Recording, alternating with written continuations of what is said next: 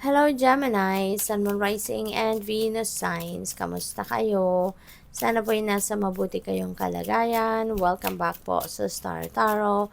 At kung bago kayo dito, welcome din po kayo. Please subscribe, like, share my videos, and leave me a comment kung nakaresonate po kayo. Thank you. So, first message po ni Gemini ay creation. Being creative is a powerful way of witnessing the unfolding of your limitless creative soul. So, pwedeng ang iba sa inyo dito, Gemini, is going to create something new in your life.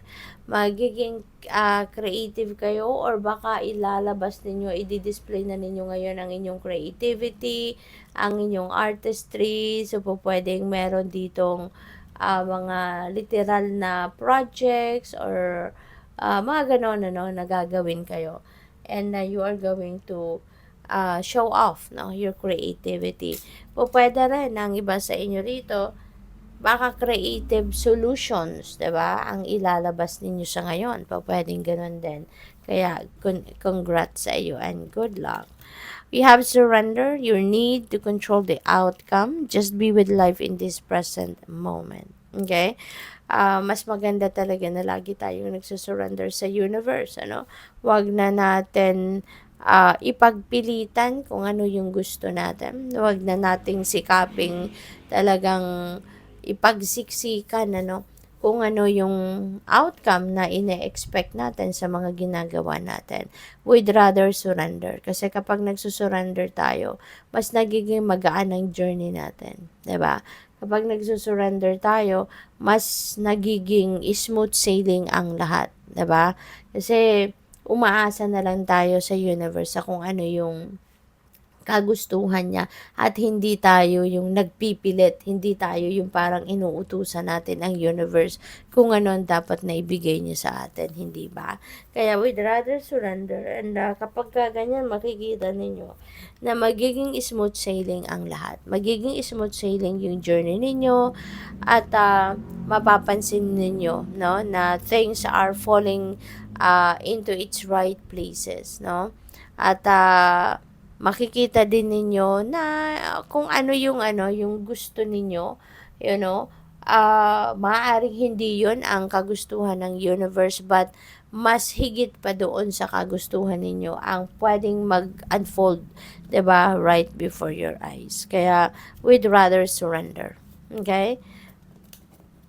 At maaaring mawalan din kayo dyan ng stress, light, it is time to reveal your radiant light to the world. So, panahon na, 'di ba, para ipakita ninyo or gamitin ninyo yung inyong sariling liwanag para makatulong kayo sa ibang tao na mailabas din nila, mahanap din nila yung kanilang sariling liwanag.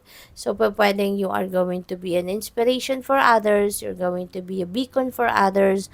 Pwedeng kayo, siguro teacher kayo, spiritual guide, teacher, counselor, mga ganon, at kayo ay magsisilbing inspirasyon para sa mga tao. Maybe the people around you ay, kumbaga, kahit papaano sa inyo nakasandal, when they need some help, yung ganon. So, thank you, Gemini, for subscribing to my channel. And if you haven't subscribed yet, subscribe na po kayo. And also, maraming salamat din for not skipping the ads. And also, please click the join button sa baba ng video if you would like to join the membership. Thank you. So, we also have schedule. Ayan. So, baka kailangan ninyong i-schedule ng mabuti, Ang, ninyo, ang mga galawan ninyo, mga aktibidad ninyo, yung mga ganon, para hindi kayo aligaga, hindi nag-overlap, yung mga, ninyo, hindi nag-overlap yung mga schedule ninyo, So, kailangan na ayusin, time management is key as well, 'di ba? Pagplanuhan ninyong mabuti ano yung mga priorities at hindi, okay? We also have care. Wow, may baby. So, baka ang iba sa inyo bagong panganak, or kung hindi man kayo, baka yung person ninyo or someone in the family maybe have given birth lately. And pwede rin ang iba sa inyo is going to be a brand new parent, no? Sa ngayon. Kaya meron na kayong aalagaan, meron na kayong baby, meron ng panibagong miyembro ng pamilya, and you're going to step into parenthood. So, congrats. Daydream. Wow. So, this is, you know what's daydreaming is also one tool of manifestation. Pero ang maganda dito, hindi lang natin bastang ini-envision kung ano yung gusto natin na maranasan or gusto nating makamit, no, in a specific period of time. Pero kapag nag-i-imagine ka ng kung ano yung gusto mong marating, ano yung gusto mong mangyari sa buhay mo at a certain period of time, isama mo doon yung sarili mo.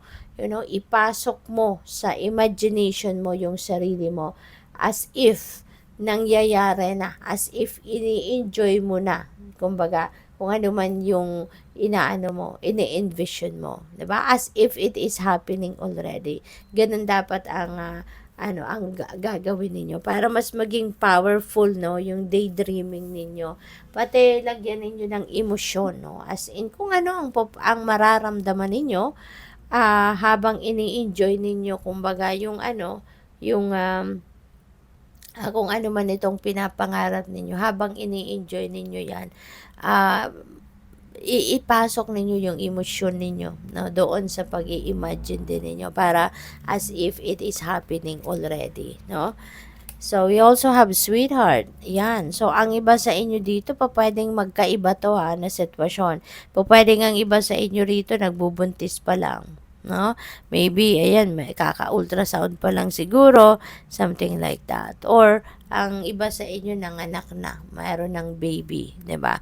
Or pwedeng ito dati, tas ito na ngayon, nanganak na, 'di ba? So, congrats sa iyo, ha. What else? We have perseverance. Meron kayo ritong pinagsisikapan, pinagtsatsagaan. This could be work, no? This could be work situation kasi nakapang work outfit yung lalaki sa card. So, maaaring meron kang pagsisipag, pagtsatsaga na gagawin sa ngayon. And this could be related to pagpapamilya, 'di ba?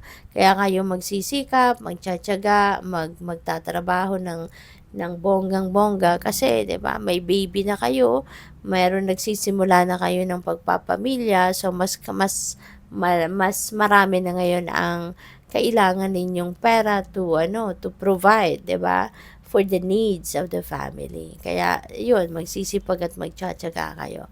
So, good luck sa'yo. Thank you for watching. Love and light. Namaste.